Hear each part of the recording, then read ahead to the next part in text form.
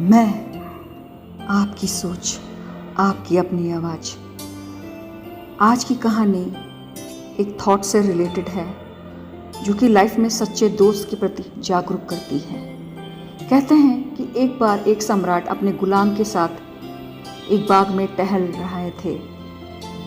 दोनों में बहुत प्रेम था।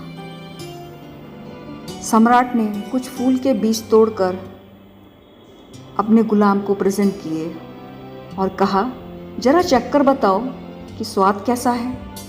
गुलाम ने सारे बीज खा लिए।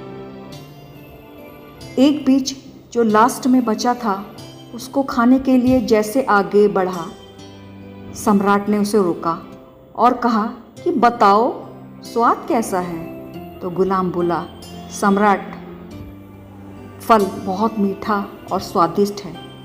यह कहकर बचे एक बीज पर तुरंत झपट्टा मारा, लेकिन सम्राट ने उसे रोक कर कहा, रुको ज़रा, मैं भी तो चखूं। जब बीज इतना ही मीठा और स्वादिष्ट है तो ज़रा मैं भी तो इसका आनंद लूं। और वाह, ये कैसा प्रेम हुआ। ये तो प्रेम एक तरफा हुआ ना। तुम प्रेम की खिलाफत करते हो। इतना कहकर सम्राट ने जैसे ही मुंह में उस बीज को डाला, उसे तुरंत उगल दिया और बोला, अरे पागल, बीज तो जहर है, तूने कैसे खा लिया? हद हो गई। अगर मैं न चखता तो आखिरी बीज भी मेरे लिए ना छोड़ता तू। गुलाम खड़ा पास मुस्कुरा रहा था। सम्राट बोला, नाहक तुमने इतने जहरीले बीज खाए। पता है गुलाम क्या बोला? गुलाम ने कहा, मेरे सम्राट, जिन हाथों से पूरे जीवन मीठे फल खाए हों, इतना सुख पाया हो, इतनी मिठास पाई हो, भला कैसे ये हाथ दो चार कड़वे बीज के लिए आपसे शिकायत कर सकते हैं, जहां पूरे जीवन में आपके साथ मीठे फल की सुवास हो। सच सब अपनी सोच की बात है, हाथ हाथ की बात है। किसी को जहर से भरे वही फल मीठे लगते हैं और किसी को कड़वे।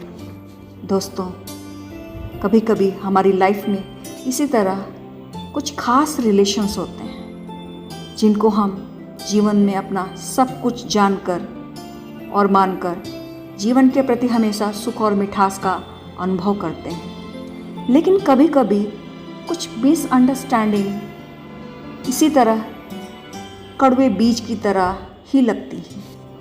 मेरा कहना आपसे है कि अगर रियलिटी में आपके पास कुछ ऐसे अनमोल रिश्ते हैं जिन रिश्तों की वजह से आपने हमेशा सुख और मिठास का अनुभव किया है, तो कभी आपके सामने ये सिचुएशन आए तो पीछे मत हटना।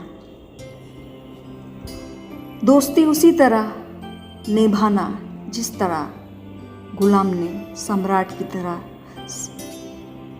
अपने आप को बिना शिकायत करे प्रेजेंट किया और कड़वे भी बीज उसे मीठे लगे, क्योंकि अच्छे और सच्चे दोस्त लाइफ में बार बार नहीं मिलते। दोस्तों, मेरा यही कहना है कि हमेशा इस कहानी को याद रखना। ये कहानी हमेशा कुछ हद तक आपको हेल्प कर सकती है उन अनमोल रिश्तों को बचाने के लिए। मेरी कहानी को इतने प्यार से सुना, इसके लिए थैंक यू।